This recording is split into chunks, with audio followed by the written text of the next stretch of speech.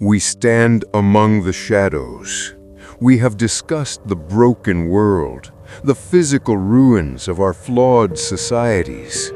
We have witnessed the abandoned victims of open cruelty. But now, we must turn our gaze inward. For the greatest threat is not the bomb that falls from the sky, but the poison that seeps into the soul of our thoughts. A toxin for the mind. It operates in silence.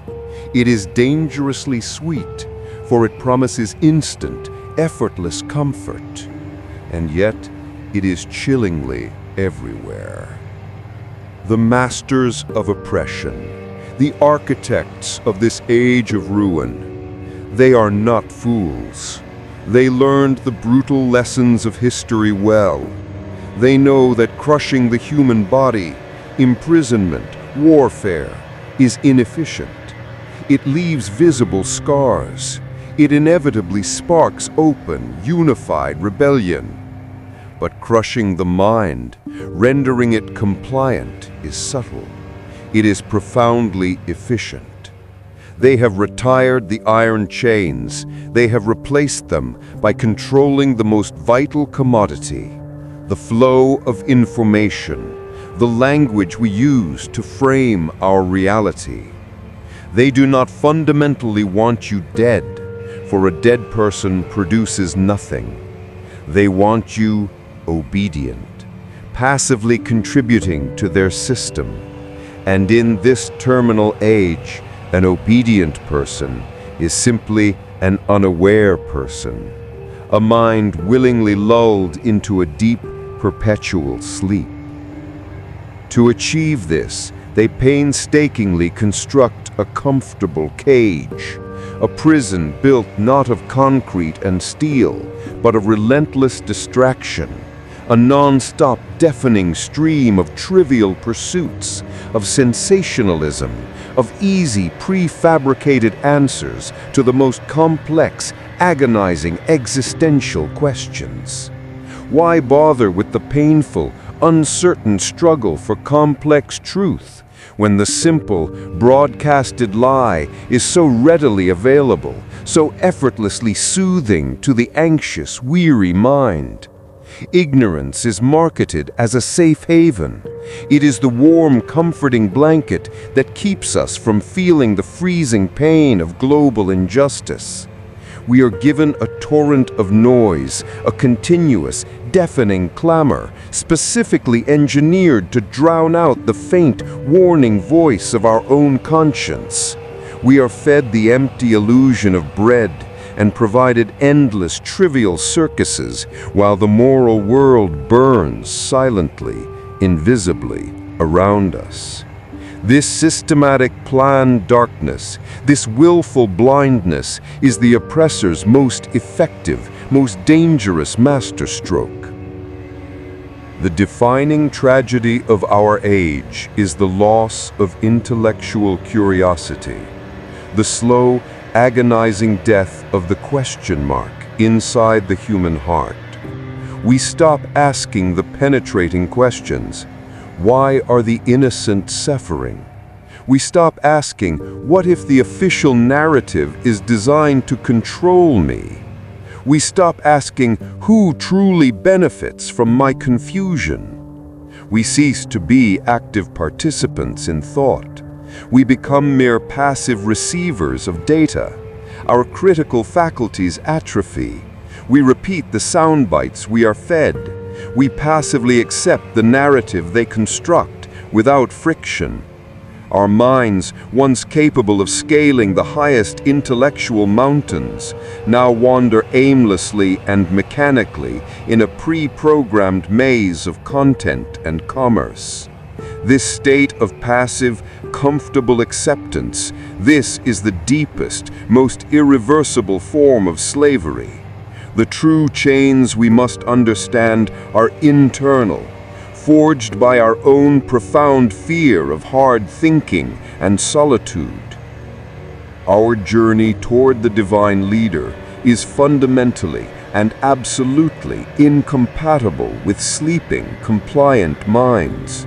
The true sacred light demands total awareness. It demands uncompromising clarity.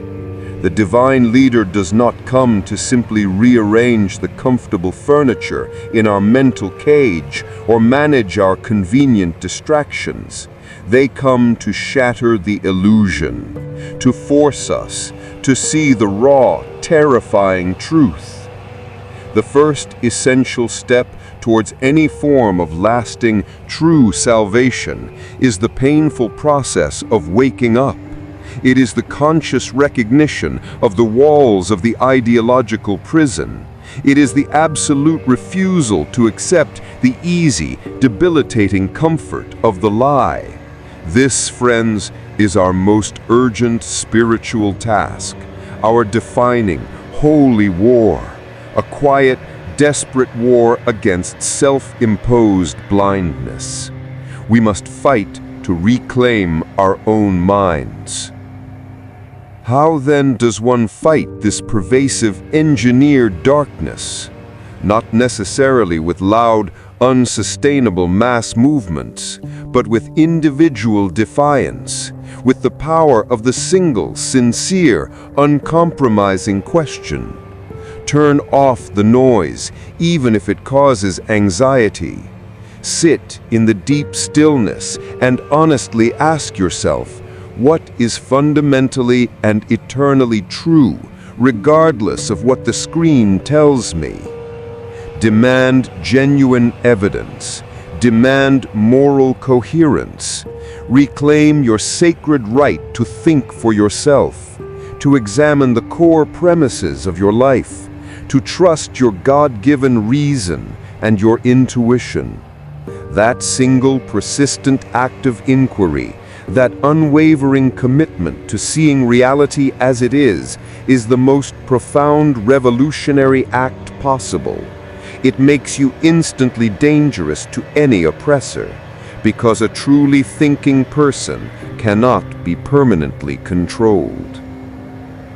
The oppressors rely utterly on isolation, on keeping the few awakened minds scattered, doubtful, and silent. We must actively seek connection. We must find each other, the seekers, the questioners, the quiet truth-tellers. We must form spiritual communities built not on shared convenient answers, but on a shared fierce commitment to truth, shared reading and vigilance.